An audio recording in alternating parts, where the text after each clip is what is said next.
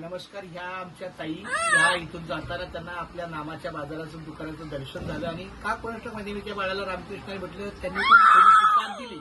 पण पुढे गेल्यावर त्यांना प्रसन्नता वाटली. तर तुम्हाला नेमकं इथून जाताना आणि हे कशाचं काय तुमच्या काय मनातल्या काही 30 सेकंदात फिलिंग असेल ते सांगा. आणि हे रामकृष्णाने लिहिलं तुम्हाला कसं वाटलं?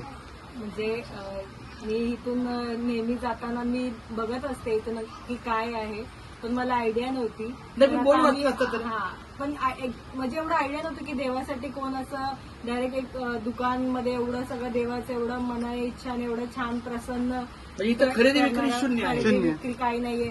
तर फक्त नामाचा बाजार. येस आम्ही एक असंच कॅज्युअल इथून जात होतो शॉपमध्ये, तर आम्ही बघितलं नेमके काय आहे. तर आम्हाला बाबांनी आवाज दिला रामकृष्ण हरी म्हणून. तर आम्ही परत विचार केला की असं म्हणतात. मग ते बोलले की तू रिपीट कर. मग ते ऐकून खूप छान वाटलं क्या मला. बात आहे, बरोबर. तर मग मी परत रिटर्न तिथे दुकानात जातानाच मी आधीच माझे त्यांना सांगत होती की आपण पहिले इथे जाऊया. तर ते बोलले की थांब आपण येऊ परत. दुकानात जाऊन आम्ही हे परत बघा, आलो. एक मिनिट. हे असे मला कोणी मुलं इथे येतात आणि काय होतं, खूप छान संपला विषय. खूप छान वाटलं मला. कोणी पण येतं इथं, छोटी मुलं खूप छान वाटलं. मी अगदी लिहिताना पण मला खूप प्रसन्न वाटलं. माझ्या मनामध्ये खूप सारे टेन्शन होते, पण खूप छान फ्रेश वाटलं मला एकदम इथे येऊन. आणि बाळाला दर करायचं या येस मंदिरात.